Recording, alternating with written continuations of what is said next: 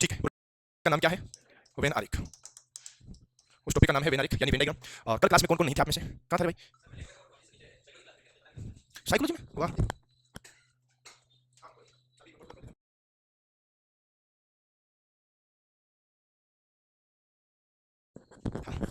कहाँ बेटा? कैसे लगी साइकोलॉजी कल? हाँ तो क्लास में कल कहाँ था? तो छुट्टी मार ली? फीस नहीं दी तो छुट्टी मार ली?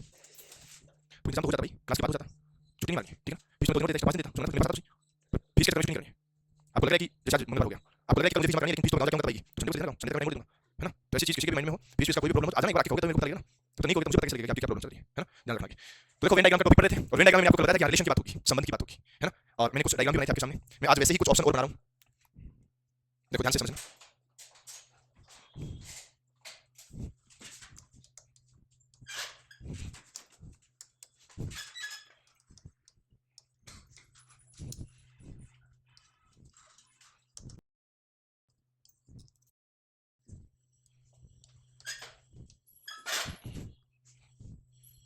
ये लो, टोटल 9 ऑप्शन मैंने आपके सामने लिखे हैं। कल जो ऑप्शन लिखे थे उनका सीक्वेंस हो सकता है अलग हो, इनका सीक्वेंस अलग है। कल जो ऑप्शन लिखे थे ना, आज जो हम क्वेश्चन करेंगे वो इसी सीक्वेंस में करेंगे।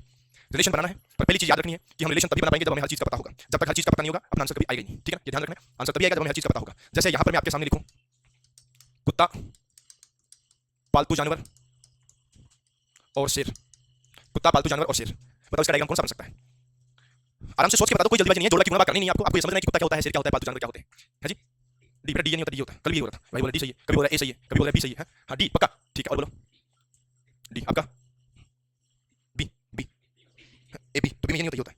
हाँ आपका, हाँ जी, सेकंड ऑप्शन है, ठीक है। आपका ई मतलब ठीक है, डी जी, ठीक है, डी, अरे फिर डी, हाँ ठीक है। आपका ई जी, गुड वाला जी, ठीक है। आपका साइकोलॉजी नहीं है ना ये?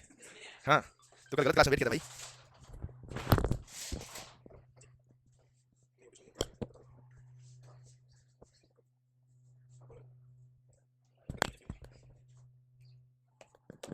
अब देखो मैं बताता हूँ, आप कल आते तो ये समझ में आता। हालांकि ऐसी बात नहीं है कि जो कल आए थे वो सब कलेक्टर बन गए, वो भी अपने बीच में बैठे, पर उनको ये समझ में आ गया, ठीक है ना? तो मैं बताता हूँ होता क्या है। जितने शब्द हैं नॉर्मली सभी क्वेश्चन में 3 शब्द आते हैं, इन 3 शब्दों में आपस में कोई रिलेशन है क्या? जैसे राजस्थान और भारत में क्या रिलेशन है? भारत के अंदर राजस्थान होता है, तो जैसे ये भारत मान लो, ये राजस्थान मान लो, राजस्थान के पास में यूपी मान लो, ये समझ में गया? जैसे ये है भारत के अंदर राजस्थान हो गया और ये श्रीलंका अलग हो गया, समझ गया? और जैसे ये है, ये उदयपुर आ गया, ये जयपुर आ गया, ये शिखर आ गया, तीनों अलग अलग, ऐसे रिलेशन बनाने हैं। अरे यार फोन वाले को बहुत परेशान करेंगे,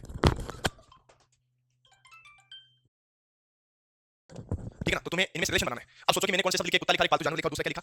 शेर लिखा। पहले तो तुम्हें पता होना चाहिए कि शेर पालतू जानवर है क्या? पक्का नहीं ना? कोई भी शेर पालतू जानवर नहीं ना? ठीक है, कुत्ता पालतू है क्या? सब कुत्ते पालतू होते हैं क्या? कितने कुत्ते पालतू होते हैं?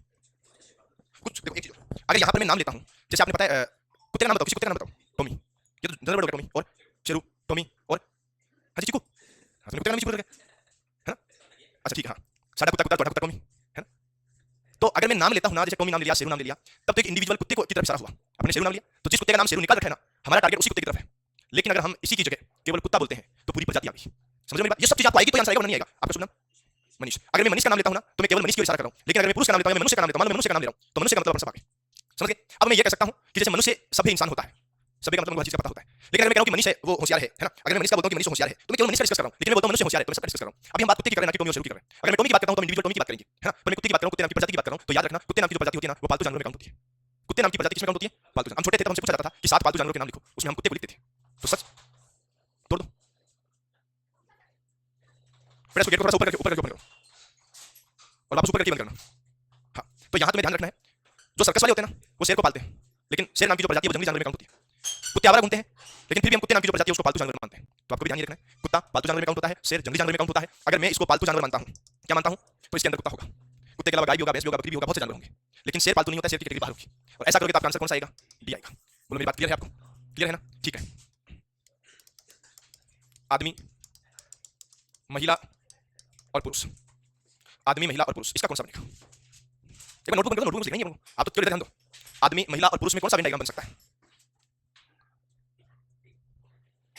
डी। ए भाई मैं पर पूछूंगा जरूर। हाँ वाओ नाइस। हाँ डी, आपने क्या बोला? सी। आपका उत्तर ये है। मैं अगर इसको आदमी का नाम देता हूं कि ये आदमी है तो ये महिला है, ये पुरुष है। आपका कहने का मतलब है कुछ महिलाएं पुरुष होते हैं, कुछ पुरुष महिला होते हैं। ए भाई है कई बात करें, ठीक है। ए भाई आपने क्या बताया, ए बताया, वाह, ये ऐप है, इसको क्या मानूं, ये किसका डायग्राम है बार वाला, पुरुष का, जी बहुत बहुत धन्यवाद आपको, ये पुरुष का। अब ये महिला, आपका भी ये कहना है कि कुछ महिला पुरुष होते हैं, कुछ पुरुष महिला होते हैं, और ये आदमी का है। हाँ, पूरी रीजनिंग को सत्यानाश कर दिया एक ही प्रश्न में। आप सब लोगों का, बच्चे लोगों का आंसर क्या है, डी है ना, पक्का, चलो ठीक है, ये लो उत्तर। अगर इसका आंसर डी होता और इतना इजी होता तो मैं लिखता ही क्यों, फिर तो तुम ही कर लेते। मैंने कल पूछा था कि आपको क्या क्या दिख रहा है, तो दिखने वाली लाखों चीजें हो सकती है, उन लाखों में से कोई भी 3 चीज का क्वेश्चन आ सकता है, तो क्वेश्चन तो यहाँ लाखों बन सकते हैं, समझ गए। तुम्हारे दिमाग में कोई भी 3 बात बता दूं मुझे, उन्हीं का डायग्राम बन जाएगा। तो इतने तो नहीं बता सकता, लेकिन मैं कम से कम वो तो बता दूंगा जिनमें आप लोग कंफ्यूज हो, ठीक है। अब तुम पहले मुझे ये बताओ कि आपका आंसर क्या रहेगा, डी सही है क्या आपके अकॉर्डिंग। अपनी क्लास में ऐसे कौन कौन आदमी है जो आदमी बात करे, एक मिनट भाई साहब, इसका आंसर क्या होगा, ठीक है। अपनी क्लास में आदमी कौन कौन आता है, तो भाई तो आदमी है, ए भाई आदमी है, ए भाई आदमी है, ए भाई हां आदमी हो, तो आदमी है, पक्का नहीं है ना, ये कंफ्यूज है, तो आदमी नहीं है ना, पक्का ठीक है, आप आदमी है, नहीं है ना, हां आप आदमी है, ए बोलना ए हां नहीं है ना, पक्का नहीं है ना, तो इतनी कंफ्यूज क्यों है, आदमी पूछा है, आदमी है, तो आदमी है, ए तो आदमी है क्या, हां या ना, तो आदमी है, ए आदमी है क्या तू, मैं हां या ना, मेरे को हां या ना मेरे जवाब चाहिए, पक्का आदमी है, केवल हां या ना, इसके अलावा कुछ नहीं बोलना, आदमी है, एक बार और सोच ले, एक बार और सोच, आदमी है, ये गलत करवा देना, ठीक है, इसकी बात को भूल जा, अब तो तेरे अकॉर्डिंग बता, आदमी है, मैं तो मेरी बात सुन, मेरी बात सुन, तो मेरी बात सुन के जवाब दे, हां या ना में, तो तेरे खुद की अकॉर्डिंग बात कर, किसी की मत सुन, खुद की सुन, सुनो सबकी करो मन की, है ना। अब बोल तू आदमी है, नहीं ना, इतनी देर हां बोल रही थी, मैंने कहा इसकी बात को इग्नोर करो, तेरे अकॉर्डिंग बता, अपने अकॉर्डिंग ना बोल, पक्का ना ना, तो आदमी नहीं है ना। अरे मैं तो आपसे पूछ रहा हूं, जैसे इसने मना कर दिया आदमी नहीं हूं, ठीक है, इसने मना कर दिया आदमी नहीं हूं, तो कभी हां बोल दे, कभी ना बोल दे, इसलिए पूछ रहा हूं मैं। नहीं मेरे को हां या ना में जवाब चाहिए,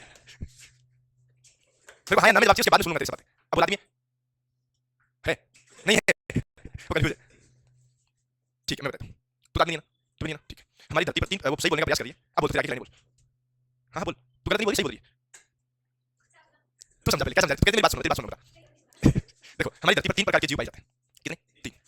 एक जीव होता है जिसको हम बोलते हैं क्या, मनुष्य। एक जीव होता है क्या, और एक जीव होता है क्या, इन 3 के अलावा चौथा कोई नहीं होता। इन 3 के अलावा चौथा देखा तुमने, नहीं होता ना, अरे नहीं होता ना, ए भाई तो कंफ्यूज क्यों कर रहा है, होता है मनुष्य, पशु, पक्षी, यही होते हैं जो बोल सकते हैं, सुन सकते हैं, यही होते हैं। मनुष्य को बोलते हैं मानव, मानव को बोलते हैं लोग, लोग को बोलते हैं PEOPLE पीपल, और पीपल को बोलते हैं आदमी। ये सब चीजें एक ही है। अब इसने और इसने मना कर दिया कि हम लोग इस कैटेगरी में नहीं है, इन्होंने दोनों ने मना कर दिया कि हम लोग इस कैटेगरी में नहीं है। अब बताओ तुम कौन सी कैटेगरी में हो, कैटेगरी दो ही बची है, और इसी वजह से सूर्य को पापा की परी बोला जाता है, और परी भी किसमें काउंट होती है, सोच रहा हकीकत है। तुम ये मत सोचना कि पीपल का मतलब आदमी होता है तो महिला के लिए पीपल आएगा, वो पीपल ही होता है। आप सबके सब, अब जैसे कई बार कहते हैं शादी का प्रोग्राम हो रहा है, तो सामने पूछता है कितने लोगों का खाना बनेगा, तो हम ये थोड़ी कहते हैं 20 बच्चे 10 महिला और 40 पुरुष इनका खाना बनेगा, वो ये थोड़ी कहते हैं, कुछ सीधा बोल देते हैं 100 लोगों का खाना बनेगा, उन लोगों में महिला भी आगे, पुरुष भी आगे, बच्चे भी आगे, समझ गए। अपन कई बार बोलते हैं कि यार ये आज इस नेताजी के लिए है, लेकिन कितने आदमी आ सकते हैं, तो ये अलग थोड़ी कहते हैं कितने बच्चे आ सकते हैं, कितने बूढ़े आ सकते हैं, कितने महिला आ सकते हैं, कितने पुरुष आ सकते हैं, हम तो सीधा बोलते हैं ना कितने आदमी आएंगे। इसका मतलब आम आदमी पार्टी तो क्या उसमें महिला नहीं है, आम आदमी का मतलब आदमी का मतलब क्या होता है, इंसान होता है। मैं आपको बोलूं कि आम आदमी हूं, आप भी बोल सकते हो भाई हम एक आम आदमी है, ये तो ये जरूरी है कि हम आम महिला है, आम आदमी तो सिंपल पर्सन, अब लोग हैं साधारण लोग, आम आदमी का मतलब क्या होता है, साधारण लोग, ठीक है। मैं तो आम आदमी की तरह साधारण लोग की तरह लोग को पीपल बोलते हैं, पीपल को मानव मनुष्य होता है, तो ये ध्यान रखना है, आदमी मनुष्य के लिए। फिर आता है महिला और पुरुष, समझ गए, तो बाद में आती है बात महिला और पुरुष की, तो ध्यान रखना है इसका जो सही आंसर बनेगा वो क्या बनेगा, तो याद रखो इसका सही आंसर बनेगा जी, क्योंकि ये लोग हैं, ये लोग मान लो, या इनको आदमी मान लो, या इनको मानव मान लो, या इनको मनुष्य मान लो, और मनुष्य में फिर कौन कौन होते हैं, महिला और पुरुष, ठीक है ना। और याद रखना महिला और पुरुष अपने आप अलग अलग होते हैं, ये बात तो क्लियर है, बस इतना ध्यान रखना था।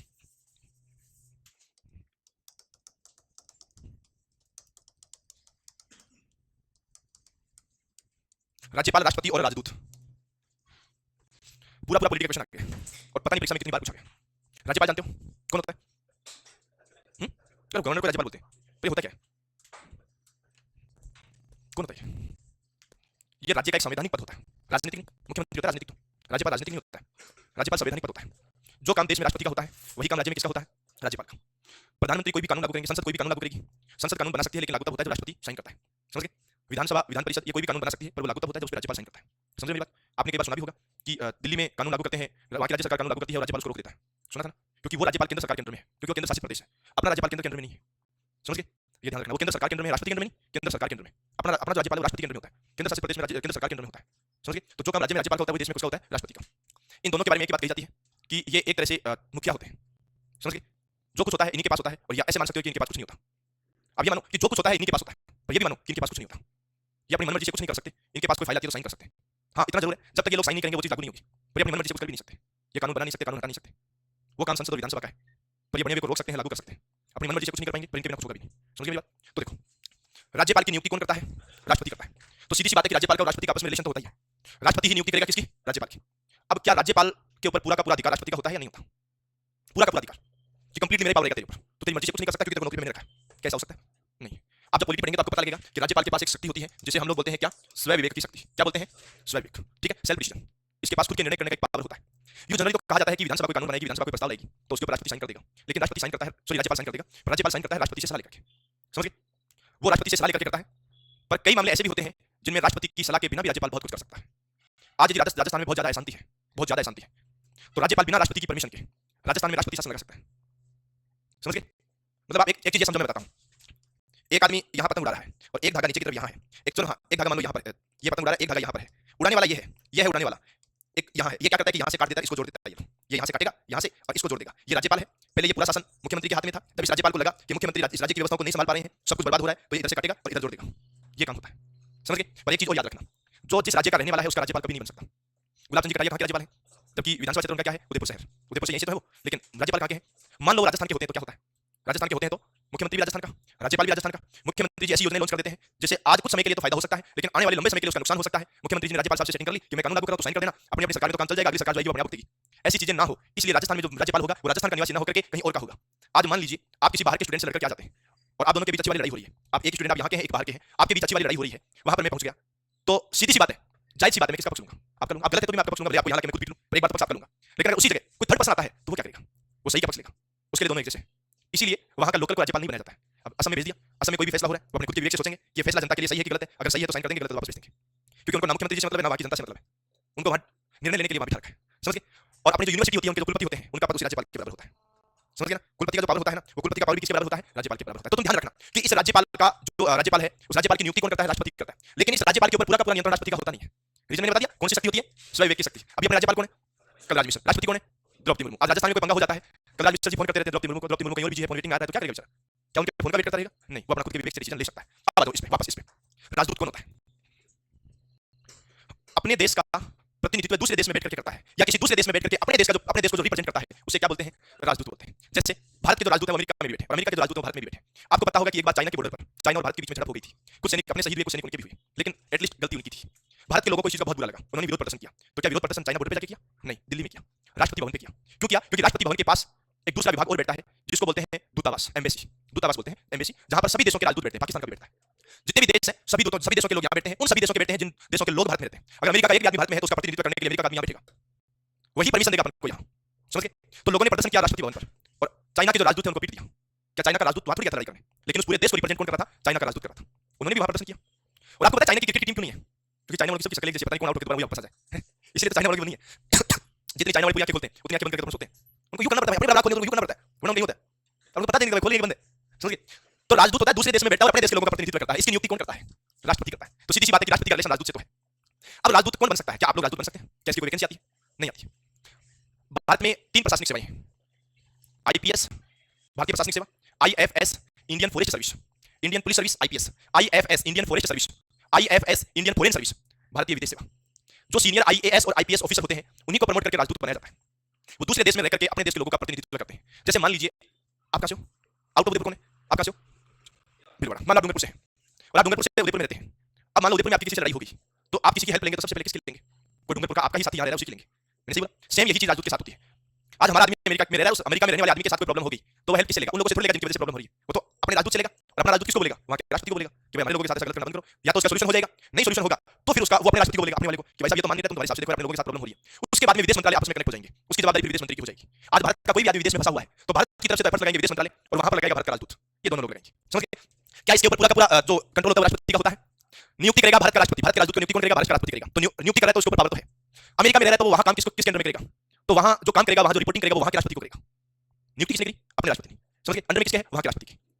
जवाबदारी किसकी होती है? वहां के राष्ट्रपति की होती है। और वहां का राष्ट्रपति उसको एक पावर बोल देता है कि तुम अमेरिका में रहकर कहीं पर भी स्वतंत्र घूम सकता है, आप किसी से भी मिल सकते हो, आप कोई भी कार्य कर सकते हो। अगर आप कोई भी ऐसा कार्य करते हो जो हमारे अमेरिका के हिसाब से गलत है, हमारे अमेरिका के संविधान की दृष्टि से अपोजिट है, तो भी हम आपको गिरफ्तार नहीं कर सकते। आज पाकिस्तान का राजदूत भारत में रह करके भारत विरोधी कार्य करता है तो भी भारत की सरकार उसको गिरफ्तार नहीं कर सकती, वापस भेज सकती है, पर गिरफ्तार नहीं कर सकती। सरबजीत नाम सुना होगा आपने, कहां पर है वो? पाकिस्तान की जेल में बंद है। कितने सालों से? 29 ईयर से। क्यों बंद है? क्योंकि वो भारत के राजदूत बनकर के वहां गए थे। लेकिन जब तक राजदूत थे तब तक उनको कोई गिरफ्तार नहीं कर पाया। गलती उनकी ये थी कि राजदूत का कार्यकाल पूरा होने के बाद भी वो पाकिस्तान में रुक गए तो उनको जासूसी के आरोप में गिरफ्तार कर लिया, क्योंकि वो वहां के सिस्टम के अंदर घुस गए। भाई अब भारत का राजदूत अमेरिका में है तो अमेरिका के पूरे सिस्टम को जानता है वो, उसके बावजूद बाद में भी वहां रहता है तो वहां की सरकार उसको जासूस मान सकती है। अब तो तुम जासूस, इतने दिन तुम राजदूत थे, हम तुम्हें कुछ नहीं कर सकते थे, तुम्हारा राजदूत का कार्यकाल खत्म, अब तुम जासूस हो, इस वजह से गिरफ्तार कर लिया। तब तक राजदूत तब तक नहीं कर सकते। तो सीधी बात है, राजदूत का रिलेशन कभी भी राज्यपाल से नहीं होता है, राज्यपाल का अलग काम होता है, राजदूत का अलग काम होता है। तो तुम्हें ध्यान रखना है, ये हमारा राष्ट्रपति है तो ये राज्यपाल है तो ये राजदूत है। राज्यपाल और राजदूत का आपस में रिलेशन नहीं है, पर दोनों लोगों का राष्ट्रपति से रिलेशन है। राष्ट्रपति के और भी बहुत से काम है, ऐसा नहीं है कि राज्यपाल और राजदूत के बीच में फंस के बैठा रहेगा, और भी बहुत से काम है। इसलिए इसका जो सही डायग्राम बनेगा ना वो हमारा ये डायग्राम बनेगा, और ये डायग्राम कहां पर है? बी है। बोलो कोई दिक्कत? उसके बाद में विज्ञान, गणित और भौतिक विज्ञान। विज्ञान, गणित और भौतिक विज्ञान, अभी सीटी में ही पूछा था, सीटी में आया था क्वेश्चन, बताओ कौन सा है? सोच के सोचो, विज्ञान, गणित और भौतिक विज्ञान।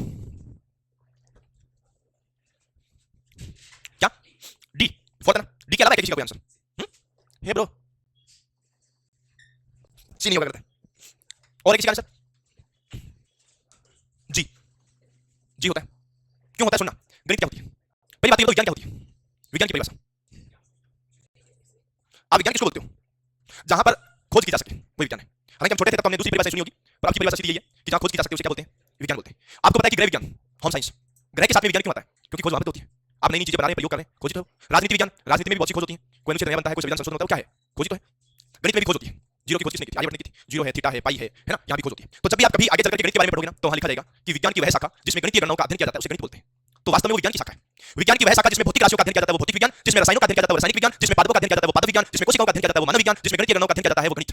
पर वो शाखा किसकी है? विज्ञान की। तो विज्ञान की बहुत सी शाखाएं हैं, बहुत बड़ा विज्ञान है, विज्ञान की बहुत सी शाखाएं हैं। उन्हीं शाखाओं में एक शाखा गणित है और एक शाखा कौन है? भौतिक विज्ञान है। उनमें एक शाखा रसायन विज्ञान भी हो जाएगी, उनमें एक शाखा जीव विज्ञान भी हो जाएगी। गणित की बात करेंगे तो उसमें बीजगणित भी हो जाएगी, अंकगणित भी हो जाएगी, त्रिकोणमिति भी हो जाएगी, प्रायिकता भी हो जाएगी, सांख्यिकी भी हो जाएगी। तो वो अलग अलग शाखाएं होती हैं। तो ये तुम्हें ध्यान रखना है। बोलो यहां तक क्लियर है क्या?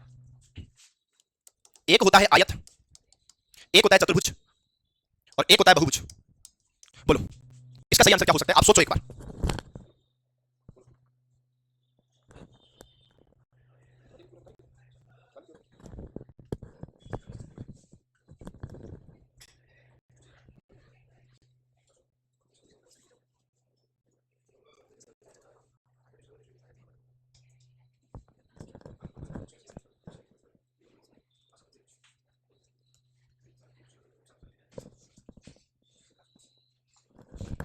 क्या सोचा आपने? क्या सोचा? आयत, बहुभुज और चतुर्भुज, कौन सा बनेगा? आप जो सोच रहे हो तो ऑप्शन है नहीं है, नहीं है, ये बनेगा, इसमें जे बनेगा। पहले तो ये देखो कि बहुभुज क्या होता है। ऐसी आकृति जिसमें बहुत भुजाएं होती है, पर याद रखना मिनिमम 3 भुजा तो होगी। ऐसी आकृति जिसमें 3 या 3 से ज्यादा भुजाएं होती है उसे अपन लोग क्या बोलते हैं? बहुभुज बोलते हैं। तो बहुभुज, बहुभुज की कैटेगरी में आता है चतुर्भुज जिसमें 4 भुजाएं होती है। फिर चतुर्भुज की कैटेगरी में आता है 4 भुजाएं वाली सब आकृतियां। बहुभुज की कैटेगरी में आता है जिसमें बहुत भुजाएं होती है, वो उनमें एक नाम आ गया बहुभुज की कैटेगरी में आ गया चतुर्भुज। चतुर्भुज होता है जिसमें 4 भुजा होती है, 4 भुजा वाली बहुत सी चीज होती है, आयत भी होता है, वर्ग भी होता है, समचतुर्भुज, समांतर चतुर्भुज, कई चीजें होती है। तो वहां पर हमने आयत ले लिया। ये बहुभुज, बहुभुज की कैटेगरी में चतुर्भुज और चतुर्भुज की कैटेगरी में आयत। ठीक है, ये ध्यान रखना है। एक बार आप लोग ये लिख लो।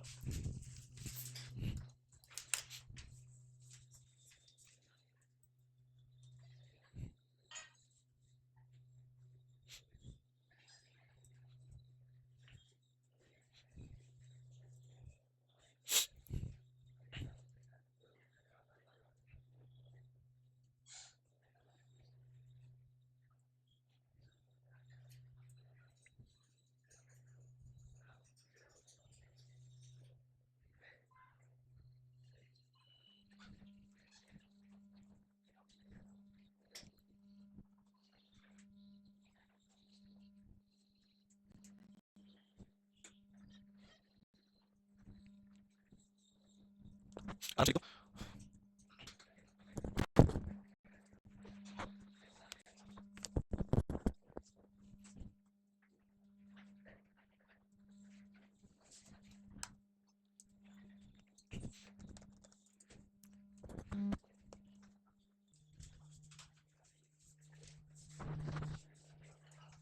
खाली लिख दिया तो आप कर सकते हो, ये वाले जरूर लिख देना। अब सुनो, अगर ऐसा कोई भी क्वेश्चन आता तो आप कर सकते हो, ये वाले जरूर लिख देना। नहीं होगा क्या कि आप डी जी बी जी और जे ऐसा लिख दोगे तो बाद में तुम खुद ही कंफ्यूज होगे कि करना क्या है। ठीक है ना, ये ध्यान रखना है। थोड़ा सा ऊपर ऊपर ऊपर रखना देना। ठीक है, अब सुनो, ये तो हमारा पार्ट ए था जिसमें आपको शब्द मिले और आपने शब्दों के अकॉर्डिंग डायग्राम बना दिया। अब हम लोग चलेंगे पार्ट बी में, और पार्ट बी में क्या होगा वो सुनना।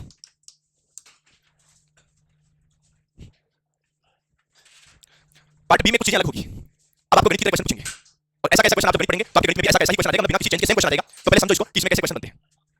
जैसे मान लो कि हमारी जो क्लास है उस क्लास में चाय पीने वाले 20 लोग हैं। कितने लोग हैं? 20। और हमारी इस क्लास में कॉफी पीने वाले 30 लोग हैं। चाय पीने वाले कितने? कॉफी पीने वाले। और हमारी इसी क्लास में चाय और कॉफी दोनों पीने वाले 8 लोग हैं। अब आपको बताना यह है कि ऐसे कितने लोग हैं जो केवल चाय पीते हैं, ऐसे कितने लोग हैं जो चाय नहीं पीते, ऐसे कितने लोग हैं जो कॉफी नहीं पीते, कुल लोगों की संख्या क्या है वो सब आते हैं। चलो अपन रियल डेटा के अकॉर्डिंग बात कर लेते हैं। आप लोगों में से कौन कौन चाय पीते हैं? हाथ खड़े करो तो चाय पीते हैं। अरे हाथ खड़े काउंट करूंगा, 1 2 3 4 5 6 7 8, 8। हमारी क्लास में चाय पीने वाले कितने हैं? 8। हमारी क्लास में कॉफी पीने वाले कितने हैं जो कॉफी पीते हैं? आप कॉफी पीते हो? हाथ खड़े करो ना। मैं चाय की कॉफी पीने वाला ए भाई तो कॉफी पीता है तू कुछ तो पिया क्या पीता है एक मिनट क्या पीता है तो मैं समझ रहा हूं एक बार मान लीजिए सही से झूठ नहीं बोली बिना झूठ बोली किसने लगाया आज तक बाइक में लगाया हो आपने लगाया कब कब हां कोई ओकेजन था क्या बर्थडे पार्टी आपने लगाया कब अभी न्यू पार्टी में ब्रांड कौन सा था मैजिक मोमेंट वाह मैंने लगा था क्या फीलिंग आती है उसके बाद माइंड में क्या होता है माइंड में क्या चलता है अच्छा लगता है वाह आपने लगाया आपने लगाया भाई कभी नहीं लगाया ठीक आपने लास्ट टाइम कब लगाया 11 साल का था क्यों ए भाई आपने लगाया क्यों मजा आया ठीक है भाई आपने भी 30 2021 मतलब 2022 में एंट्री कर दी तब ठीक है क्या फीलिंग है भाई हाँ भाई आपने कब लास्ट टाइम कब ठीक तो लंबा के फील तुम लगा करो आराम से जिंदगी में मजे लिया करो कोई ओकेजन पर लगा था क्या अच्छा आपने अच्छा पक्का आपने भाई तूने ए भाई हाँ कभी नहीं लगे क्या बात करी अच्छा लगता है मैं नहीं करा ये करिए वो बाद में से फीलिंग आती होगी बस जिंदगी सही है मजे करो एंजॉय है ना मेरा दोस्त है जो जोधपुर में से लगा हुआ है भगत सिंह कोठी थाने में तो कभी मैं उसे मतलब आते जाते मिलता रहता हूँ तब एकदम फ्री होता है ना नहीं लगाया होता है तब तो बहुत अच्छी बातें करता है मतलब पूरी सिस्टम की बातें करता है सिस्टम में बहुत करप्शन है हम कोशिश भी करें तो कितनी करें हम हमारी तरफ से सही चले तो राजनेताओं का प्रेशर आ जाता है करें तो क्या करें और जब लगा लेता है बाद में कहता है भाई भगवान ने एक जिंदगी दी है इस जिंदगी को जिएंगे बस कुछ नहीं करना सब कुछ यहीं रह जाएगा फिर मैं उसको करता भाई रुका अरे तू तो मेरा भाई है यार तू तो खुद के मेले में चढ़ा हुआ भाई है उतरने के बाद तू कब यार ऐसा होता है ऐसा होता है ना हाँ जी ऐसा तो क्या फीलिंग आती है मुझे लगता है दिल्ली आई को दो पैर रख दिल्ली आई हाँ बता इसके बाद जब इतना कड़वा है तो पीते क्यों तुझे नहीं लगती भाई अभी बात सही है उनको कड़वी नहीं लगेगी ना कड़वी है उसका तो क्या करें चलो जो भी है तो भगवान ने भेजा है तो कुछ तो करो अगर एक भी पाप नहीं करोगे तो तुम खुद ही भगवान बन जाओगे पाप होना जरूरी है क्योंकि मनुष्य गलतियों का पुलिंदा होता है गलतियां तो तुम्हें करनी है बिना गलतियों के सबके सब भगवान बन जाओगे क्या मतलब निकलेगा अच्छे लोगों को भगवान जल्दी बुला लेता है क्योंकि उनको भी अच्छे लोगों की रिक्वायरमेंट होती है इसलिए गलतियां करते रहो पाप और पुण्य बराबर करते रहो ए भाई तू किससे देख रहा है तो किससे बात कर पाप करना है कुछ पाप करने मतलब यूं नहीं है पुण्य भी करना है पाप भी करना है दोनों काम करना है मजे से आराम से ठीक है चलो बहुत अच्छा लगा आप लोगों ने सच बोला एंजॉय के लिए बिल्कुल आप करो कोई दिक्कत नहीं है आदत नहीं बने एंजॉय तक सब चीज ठीक है लाइफ में एंजॉय करना चाहिए कौन से बुढ़ापे में एंजॉय करोगे बुढ़ापे को लाके नहीं देगा तुम एक बार मन में सोचो आज 50 साल बाद कैसे दिखोगे क्या बैठे रहोगे बैठे देंगे कोई आदमी देगा हम वापस गिर जाएंगे हां ऐसे ऐसे करेंगे अपनी पानी गिलास करेंगे अभी तक करते लबे दे हां वैसा ऐसे क्या है कौन है तू देखा हुआ तो लग रहा है तू बेटा मेरी तो आंखें कमजोर हो गई है फीलिंग आएगी जो मजे नहीं फीलिंग है सही बात करने हां भगवान की जिंदगी क्या लिखा पढ़ाई लिखाई में कहां जाना है आपको तो पढ़ाई क्यों करिए पैसे क्या होगा लाइफ आसान हो जाएगी उसे भी क्या होगा मजे होंगे मुझे तो अभी कर सकती है तू बस ठीक है कोई भगवान है पैसे लेके आ जाएगी देखो जिसने चौथ दिया वो चुका देगा ना 100% देगा जिसने चौथ दिया वो चुका भी देगा क्यों परेशान हो रहे हो अकेले आए थे अकेले जाना है कुछ भी साथ में नहीं जाएगा समझ गया ना ए भाई जरा सीरियस लेके मुझे मैंने सोचने लगा यार मैं अकेले जाऊंगा क्यों बैठा हुआ है हां हां ए भाई महीने के 10,000 रुपए तनख्वाह मेरी जिनमें 1,000 रुपए तो कोचिंग वाले इसलिए काट लेते हैं क्योंकि मैं क्लास में लेट आता हूं बच्चे 9,000 रुपए उस 9,000 रुपए में से 4,000 रुपए मेरे कमरे का किराया है बच्चे 5,000 रुपए 5,000 में से 3,000 रुपए गाड़ी का पेट्रोल है बच्चे 2,000 रुपए उसमें एक टाइम खाना खाता हूं कहां मेरे पास पैसा इधर देख तनख्वाह खत्म हो गई देखिए 30 रुपए बचे ये 50 60 70 80 90 100 रुपए 100 तो इधर है और 10 रुपए इधर है ले भाई तो दिमाग खराब है मैं तो मंगलवार का फास्ट रखना इसलिए रखने लगा कम से कम 6 दिन तो चले ना यार हां कहीं से तो बचे क्या है वैसा कुछ नहीं है ये सब मोमाया है मैं छोटी मोमाया बहुत पहले कुछ नहीं है मत करो मुझे टेंशन लग रहा हूं हां इतना ज्यादा मत सोच उनके मोमाया होगी ध्यान देता हूं रोज बैठ के कहां लेके जाना पैसा रख दो यहीं पे हां मत रखो तुम तो कुछ नहीं रखा बड़े बड़े सब मोमाया अकेले अकेले जाना बस कोई साथ नहीं जाएगा समझ गए ना हां टेंशन लेनी नहीं है आधा टॉपिक पर हां घोर कलयुग आ गया इससे बड़ा क्या कलयुग आएगा हां नाम देखिए स्थापना दिवस कब है 22 जनवरी 22 जनवरी ना ठीक है 22 अभी आज बताता हूं आप लोगों को 22 जनवरी को हम शाम को मिलेंगे बताऊं आप जो यहां लोग रहते हो क्योंकि जो गांव में आएंगे वो नहीं आएंगे 22 जनवरी को हम शाम को मिलेंगे कोचिंग के नीचे इसी बिल्डिंग के नीचे इसके मैं बता दूंगा या मेरे ऑफिस के नीचे मिलेंगे और हम सभी लोग दीपक जलाएंगे मतलब एक तरह से दीपावली मनाएंगे शाम को तो दीपक दिन में जलाने में क्या फायदा 22 तारीख ना आज ही सुन लेना जो यहाँ के लोकल है यहाँ आ सकते हैं एक एक घी का दीपक जरूर लेके आना समझ गया ना ऐसे फॉर्मेलिटी नहीं करना यार कि ठीक है दोस्तों फोन करते तो दो दीपक लेना नहीं ऐसे फॉर्मेलिटी नहीं करना पूरा फीलिंग्स से लेकर आना है समझ गया ना क्योंकि जो आप ये चीज सोचो यार कई पीढ़ियां निकल गई अपन तो उस जनरेशन में है कि अपने सामने राम मंदिर का निर्माण हुआ है सोचो आज के 100 साल पहले जो पीढ़ियां गई वो उनका तो सपना ही रह गया और आने वाली पीढ़ियां सोचेगी कब हुआ था जैसे आज अपन बात करते हैं कि भाई प्रताप ने पूरा सिविल लड़ा अपन तो केवल बात ही करते हैं अपने देखा थोड़ी लेकिन जिन लोगों ने इसमें भाग लिया सोचने वाली चीज को जिन लोगों ने इसमें भाग लिया और जो लोग जीत करके आए और जिन लोगों ने मेवाड़ को बचाया सोचो वो क्या सोच रहे होंगे कितना अपने आप के ऊपर प्राउड फील करेंगे हम तो उनकी बातों को किताबों में पढ़ते हैं आने वाली पीढ़ियां राम मंदिर के निर्माण को भी किताबों में पढ़ेगी लेकिन हम तो उसको आंखों देख रहे हैं अपन तो बहुत भाग्यशाली एक दीपक सब लेके आना जो यहाँ के लोग हैं जो आ सकते हैं मैं आपको टाइम बता दूंगा उस टाइम पर मिलेंगे ठीक है हाँ आप देखो क्वेश्चन क्या जाते हैं चाय पीने वाले कितने लोग कॉफी पीने वाले और चाय और कॉफी दोनों पीने वाले 8 पहले तो ये बताओ कितनी चीजें पी जा रही है दो कौन कौन तुम्हें एक राउंड बनाना है किसके लिए चाय के लिए एक राउंड बनाना है किसके लिए ये सही बनाओ एक राउंड बनाना है किसके लिए चाय और एक राउंड बनाना है किसके लिए कॉफी के लिए और बीच में वो भाग बच गया तो चाय और कॉफी दोनों का है बहुत बेसिक प्रश्न है सबसे पहले क्या करना है कॉमन वाला लिखना है कॉमन का मतलब है दोनों में कौन है 8 ये लिखा मैंने 8 इन 8 को देख करके तुम्हें लगेगा कि ये लोग इनको जो कुछ मिल जाए वो पी लेंगे चाय तो चाय पिया कॉफी है तो कॉफी पिया समझ गए ना आपके भी घर पे मेहमान आए ना तो तो आप उनसे ये मत पूछना कि वैसा खाना खाओगे कि चाय पियोगे, आप इसे ये पूछना कि वैसा खाना खाकर क्या हो या जाकर खाओगे। दो ही ऑप्शन देना, जो वो सोच रहा है वो तो ऑप्शन में होना ही नहीं चाहिए। कोई मान लीजिए कि यही खाऊंगा, फिर खाना पड़ेगा, फिर तो बहुत भूखा आदमी, समझ गए। और एक चीज और बता दूं आपको, तो बार बार ये पूछे ना कि वैसा खाना खा लो, और वो खाना खाने बैठ रहा है और आपको पूछे वैसा खाना खा लो, खा लेना एक बार, जिंदगी में दोबारा नहीं पूछेगा। मैं सही बता रहा हूं, अपने ऑफिस में भाई जो अपने कंप्यूटर पर बैठता है, वो जब भी खाना खा लो, सब खाना खा लो। मैं महीने में सोचता है मैं खा लूंगा तो खाएगा, पर एक दिन ऐसा ही हुआ, उसके भाई के मंगलवार का फास्ट, शाम को टिफिन है, उसने बोला खाना खा लो, मेरे भी मंगलवार का फास्ट। मैं उठा, वो हाथ धोकर क्या उतने टिफिन साफ। ये बात थी रात को 10 बजे की, उस टाइम में कन्या लाल वाला मीटर हुआ था, इसलिए रात को 9:30 बजे पूरा मार्केट बंद करवा देते थे। ये बात थी 10 बजे की, उसने मुझे पौने 10 बजे बोला खाना खा लो, वो मैंने कहा ठीक है, मैंने उसको बोला कुछ नहीं किया, वो हाथ धोकर उतने में खा के फ्री, वैसे मेरा खाना आप भी खा लो, तो खा गया, वैसे मेरा फास्ट में क्या खाऊंगा वो आप सोचो। उसके बाद आज तक उसने दोबारा मुझे कभी ये नहीं कहा कि खाना खा लो, खा लेना चाहिए। ये हो गया ये। अब बताओ चाय वाले कितने लोग हैं? 20। चाय वाले राउंड में 20 लिखना है, कितना लिखना है? 20। ये लो, अब बताओ चाय वाले राउंड में 20 हुआ कि नहीं हुआ? अरे चाय वाले राउंड में 8 तो पहले थे, 12 और लिख दिए, 20 हो गया। कॉफी वाले राउंड में 30 चाहिए, तो 8 तो है, 22 और लिख देंगे। अब मुझे बताओ कि चाय वाले राउंड में 20 है या नहीं है, कॉफी वाले राउंड में 30 है या नहीं है, दोनों के 8 है या नहीं है? अब अगर मैं आपसे ये पूछता हूं, पहला क्वेश्चन, टोटल कितने लोग हैं? तो टोटल है 12 + 8 20, 20 से 30 40 और 42, टोटल लोग कितने हैं? 42। कोई दिक्कत?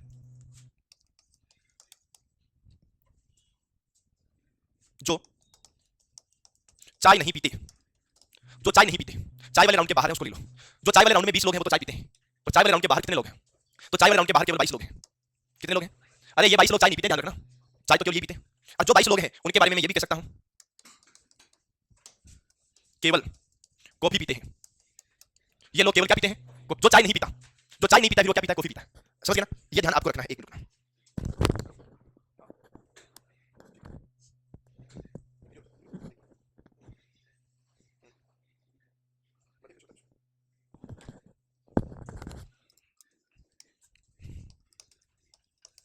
जो कॉफी नहीं पीते, जो क्या नहीं पीते? कॉफी नहीं पीते। बताओ कॉफी कितने लोग नहीं पीते? 12 लोग। और जो कॉफी नहीं पीते वो डेफिनेटली केवल और केवल क्या पीते हैं? केवल चाय पीते हैं। ये लो, ऐसा डेटा तुम्हें मिलेगा, तुम्हें ये वाली चीजें पूछेंगे, ये तुम्हें केवल सॉल्यूशन के लिए बनाना है, नहीं बनाओगे और डायरेक्ट सॉल्यूशन निकाल दोगे तो भी चलेगा, पर डायरेक्ट निकाल नहीं पाओगे। समझ गए ना? आप डायरेक्ट नहीं निकाल पाओगे, इसलिए तुम्हें क्या करना है, ये बनाना है। ये सब बातें क्वेश्चन में मिलेगी कि एक क्लासरूम में या एक कक्षा में या एक गांव में या एक समाज में या एक ग्रुप में कुछ भी हो सकता है। एक समूह में 20 लोग चाय पीते हैं, 30 लोग कॉफी पीते हैं, जबकि 8 लोग चाय व कॉफी दोनों पीते हैं, तो बताइए, तो बताइए के बाद में कुल विद्यार्थियों की संख्या, जो चाय नहीं पीते उनकी संख्या, जो कॉफी नहीं पीते उनकी संख्या, कुछ भी पूछ सकता है। तो लिखो क्वेश्चन, लिखो किसी समूह में, किसी समूह में 20 लोग चाय पीते हैं, किसी समूह में 20 लोग चाय पीते हैं, 30 लोग कॉफी पीते हैं, किसी समूह में 20 लोग चाय पीते हैं, 30 लोग कॉफी पीते हैं, जबकि 8 लोग चाय और कॉफी दोनों पीते हैं, जबकि 8 लोग चाय और कॉफी दोनों पीते हैं। तो बताइए, तो बताइए,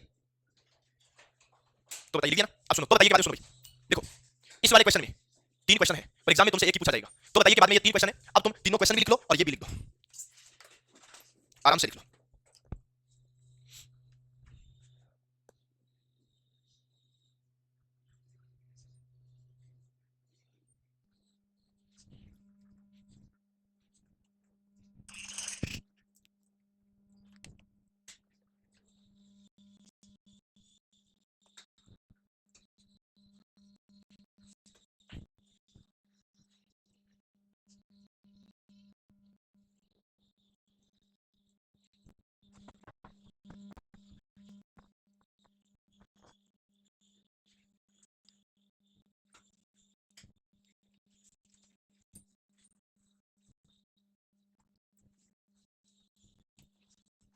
हाँ, लिख दिया क्या?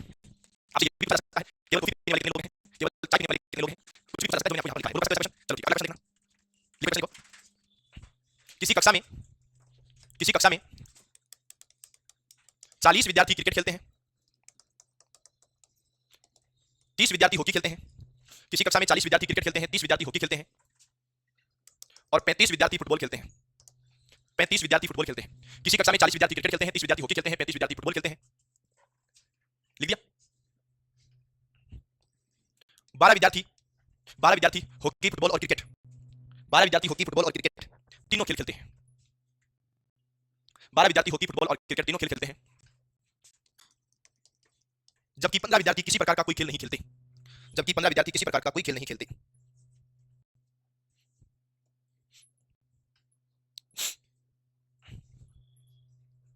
15 विद्यार्थी किसी प्रकार का कोई खेल नहीं खेलते, लिख दिया? तो बताइए, तो बताइए, एक नंबर लगा के लिखो, कुल विद्यार्थियों की संख्या क्या है?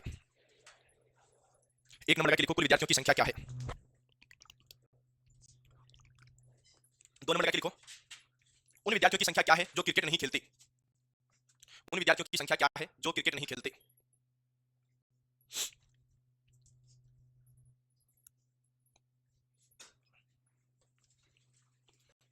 एक नंबर में लिखा कुल विद्यार्थी की संख्या, दूसरे में क्या लिखा उन विद्यार्थियों की संख्या क्या है जो क्या नहीं खेलते क्रिकेट। अब ठीक है, और अपन बाद में कर लेंगे क्वेश्चन, अब तो बोर्ड पे ध्यान दो। अब देखना कितने प्रकार के खेल हैं, 3 प्रकार के खेल हैं। कौन कौन से? हॉकी, क्रिकेट और फुटबॉल। इसके अलावा कुछ ऐसे हैं जो तीनों प्रकार के खेल भी खेलते हैं। इसका मतलब यह है कि जो हमें डायग्राम बनाना है ना, वो डायग्राम ऐसा बनाना है।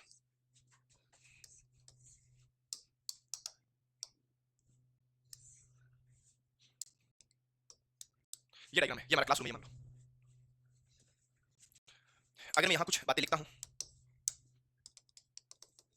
ये हॉकी हो गया, ये फुटबॉल हो गया, ये क्रिकेट हो गया। सबसे पहले मैं लिखूंगा यहाँ पर 12। ठीक है, आपको ध्यान भी ये रखना है, कॉमन सबसे पहले लिखना है।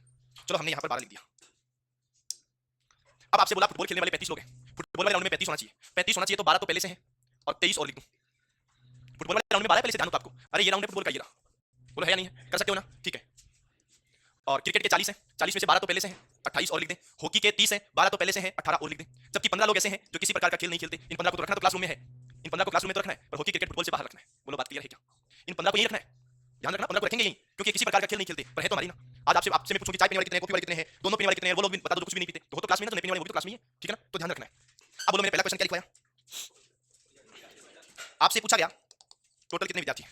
टोटल के लिए सबको जोड़ दो, 28 12 18 23, 28 12 18 23 और 15, 28 और 12 हो गए 40, 40 से 50 और 58 हो गए, 58 से 59 60 61 71 81 हो गए, 81 और 15 हो गए 96, 96 हो गए।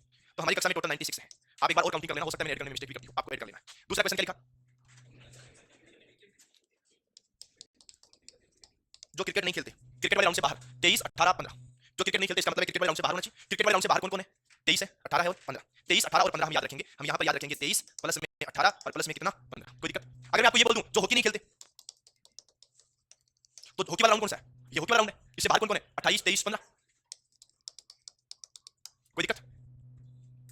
अब आपने कितने क्वेश्चन लिखे, नहीं दूसरे में एक लिखा ना अभी, इसमें एक और लिखो, इसमें अगला लिखो, 2 नंबर का, 1 नंबर लिख दिया, 2 नंबर का लिखो। उन विद्यार्थियों की संख्या बताइए, उन विद्यार्थियों की संख्या बताइए जो क्रिकेट के साथ साथ फुटबॉल भी खेलते हैं, जो क्रिकेट के साथ साथ फुटबॉल भी खेलते हैं।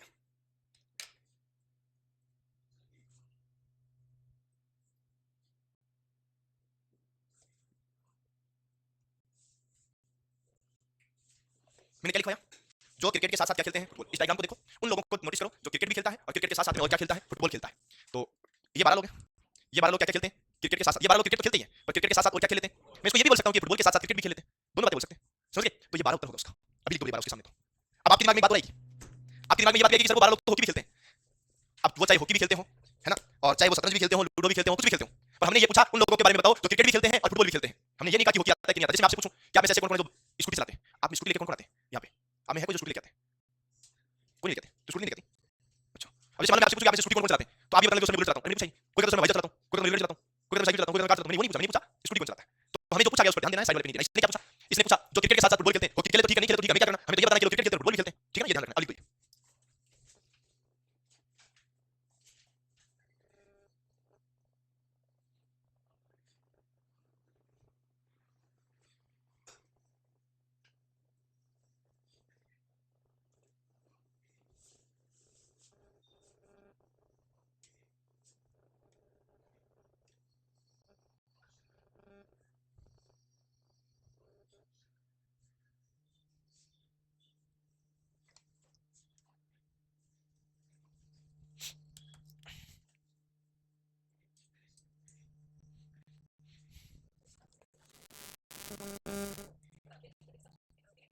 हाँ आप मुझसे ये पूछा कि जो क्रिकेट नहीं खेलते वो पूछते हैं ना, तो ये लोग भी क्रिकेट नहीं खेलते ना, क्रिकेट वाले राउंड के बाहर जो है सब है। हाँ, क्रिकेट नहीं खेलने वाले 23 18 और 15 है, क्रिकेट नहीं खेलने वाले क्रिकेट वाले राउंड के बाहर है, और क्रिकेट खेलने वाले क्रिकेट के अंदर है, ठीक है, कंफ्यूज नहीं होना। ए भाई 2 कर देना पक्का।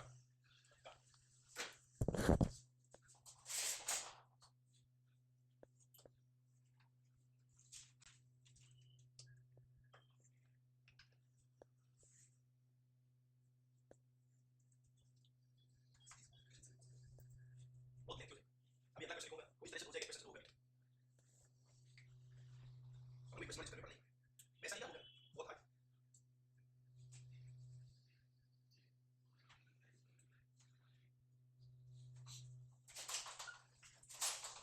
ये तो लिख दिया ना।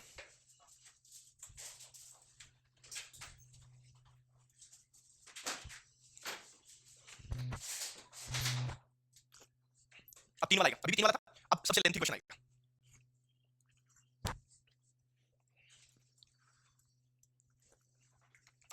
अगर मान लो ये क्वेश्चन ऐसे आ जाए, लिखना मत एक बार, हॉकी 20, फुटबॉल 22, क्रिकेट 25, हॉकी और फुटबॉल दोनों 12, फुटबॉल और क्रिकेट दोनों 13, और हॉकी और क्रिकेट दोनों 11, और हॉकी फुटबॉल और क्रिकेट तीनों 6। इसमें डेटा बड़ा है, मैं लिखवा दूंगा पूरी चीज। हॉकी खेलने वाले 20 लोग हैं, फुटबॉल वाले 22 हैं, क्रिकेट वाले 25 हैं, हॉकी और फुटबॉल दोनों खेलने वाले 12 हैं, फुटबॉल और क्रिकेट खेलने वाले 13 हैं, हॉकी और क्रिकेट खेलने वाले 11 हैं, जबकि तीनों प्रकार के खेल खेलने वाले 6 लोग हैं। इससे बड़ा कोई प्रश्न हो ही नहीं सकता। अभी वाले आरएसपी में यही क्वेश्चन था, डेटा भले चेंज हो जाए, संख्या भले बदल जाए, पर ऐसा ही क्वेश्चन था। चलो हम इसका सॉल्यूशन करते हैं।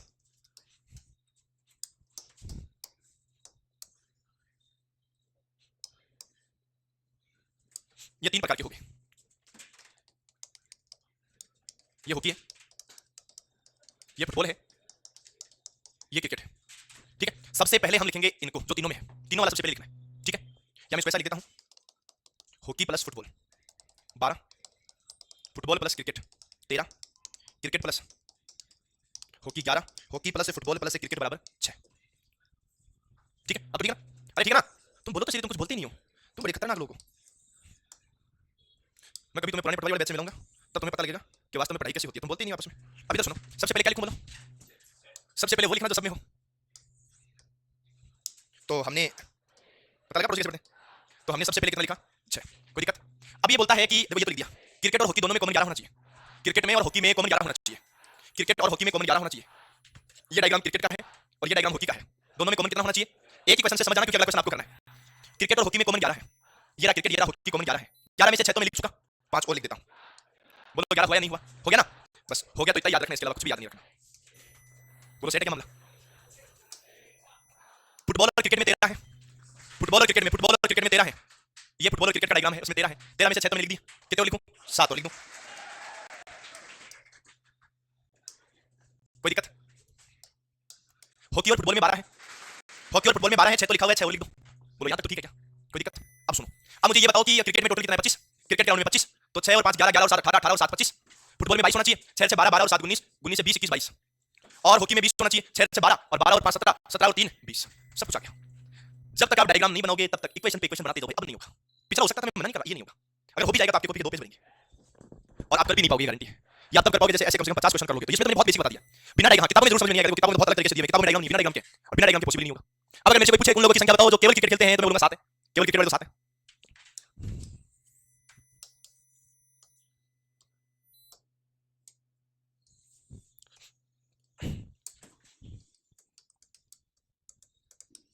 बोलो केवल क्रिकेट वाले कितने हैं? 7। इस डेटा को देख करके तुम क्रिकेट में 7 निकाल ही नहीं सकते, यहाँ 7 कैसे निकालोगे? हमारा तो सही आ गया, पर इस डेटा को देख के तुम 7 निकालोगे कैसे क्रिकेट का? केवल हॉकी वाले कितने हैं? 3। केवल फुटबॉल वाले कितने हैं? 3। कोई दिक्कत? 2 प्रकार के खेल खेलने वाले, जो लोग 2 प्रकार के खेल खेलते हैं ना, तो 2 प्रकार के खेल खेलने वाले कितने हैं? 5 + 6 + 7 18 हो गया।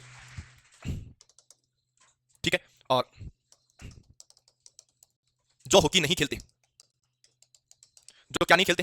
हॉकी नहीं खेलते, बताओ हॉकी नहीं खेलने वाले कितने लोग हैं? हॉकी नहीं खेलते 7 7 3, 7 और 7 14 15 16 17। बोलो क्लियर है ना? जो फुटबॉल नहीं खेलते, फुटबॉल वाले राउंड से बाहर, 7 5 3, 7 और 5 12 और 3 15। जो क्रिकेट नहीं खेलते, क्रिकेट नहीं खेलते 3 6 3, 3 और 6 9 और 3 12। ठीक है, जो केवल हॉकी व फुटबॉल खेलते हैं, जो केवल हॉकी व केवल फुटबॉल खेलते हैं, इन दोनों प्रश्नों में क्या फर्क है नीचे वालों में? ऊपर वाला देखो, केवल, ये केवल किसके लिए आया? हॉकी और फुटबॉल दोनों के लिए आया। ये केवल किसके लिए आया? और ये केवल किसके लिए आया?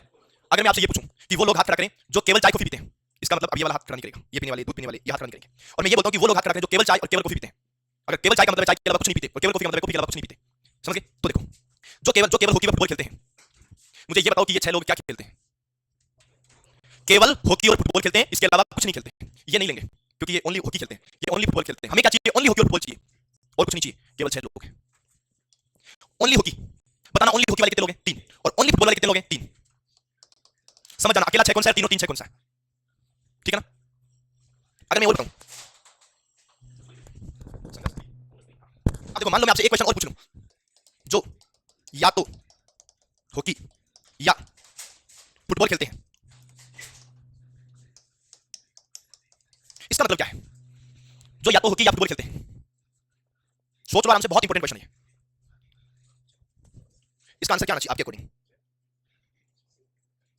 3 + 3 6 डायरेक्ट 6।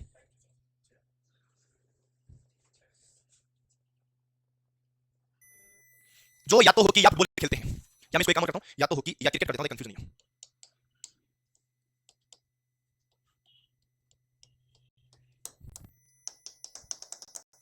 ए भाई, अरे चल तो गया, ये लो, अरे अब समझ में आया। अरे मक्खी बैठ गई यहां से यहां मक्खी चली गई, ये इस रास्ते मक्खी गई थी। मैं सोच रहा मार कर सेल्फी नहीं, मुझे क्या पता मक्खी अपना काम कर रही है। मेरे साथ ये समस्या होती है, घर पे भी ऐसा लगा कि मैं मैच देखता हूं ना, तो चलते चलते मक्खी बीच में बैठ जाती है, मैच बंद हो जाता है, फिर बाद चैनल दूसरा चल जाता है। वो इससे थोड़ा सा और ज्यादा सेंसिटिव, मक्खी तो थोड़ा मच्छर से हो जाता है, इसमें मच्छर का फर्क नहीं पड़ता। तो मैं जब भी मैच देखता हूं ना, तो पहले उसके ऊपर वो स्प्रे कर देता हूं, जिसके ऊपर मच्छर ना बैठे, वरना तो एक आदमी यूं करना लग जाए, ऐसे फूंक मार के मच्छर उड़ाना पड़ता है। अब देखो, या तो हॉकी या क्रिकेट, बताओ इसका आंसर बता दूं। नहीं रे, या तो हॉकी या क्रिकेट। अब मुझे एक बात बताओ, आपने शादी किसकी होगी? आपकी शादी हुई कभी? 2000 2023 में दिसंबर में, अभी लेटेस्ट हुई है, कितने महीने हो गए? अरे बावली, शादी भूल गई तो। और किसी हुई? आपकी कभी भाई? 23 वाली मई में। मान ले आप में और आपके पति में लड़ाई हो जाए, खतरनाक वाली, है ना, होती होगी, पूरी होगी, हाँ, ये धर्म है आपका, ये आपको निभाना ही पड़ेगा। आपकी भी होती है क्या? लड़ाई होती रहती है, जरूरी है क्या? मान ले आपकी लड़ाई होगी, आपने गुस्से गुस्से में कहा या तो आप रहोगे या इस घर में मैं रहूंगी। क्या बोले? या तो इस घर में आप रहोगे या इस घर में मैं रहूंगी। इसका मतलब क्या होगा? दोनों में से एक। आप उत्तर ये बता रहे हैं, इसका मतलब है इस घर में मैं भी रहूंगी, आप भी रहोगे, तब तो दोनों है। या तो मैं रहूंगी या आप रहोगे, मैं रहूंगी तो आप नहीं रहोगे, आप रहोगे तो मैं नहीं रहूंगी। या तो हॉकी खेलेगा तो क्रिकेट नहीं खेलेगा, क्रिकेट खेलेगा तो हॉकी नहीं खेलेगा, दोनों वाला ऑप्शन नहीं है। इसलिए इसका उत्तर आ जाएगा 3 + 7 10। या तो हॉकी या क्रिकेट, हॉकी खेल रहा है तो क्रिकेट नहीं खेलेगा, क्रिकेट खेल रहा है तो हॉकी नहीं खेलेगा। या तो हॉकी में 3 आ गया, या तो क्रिकेट में 7 आ गए, हो गए टोटल 10।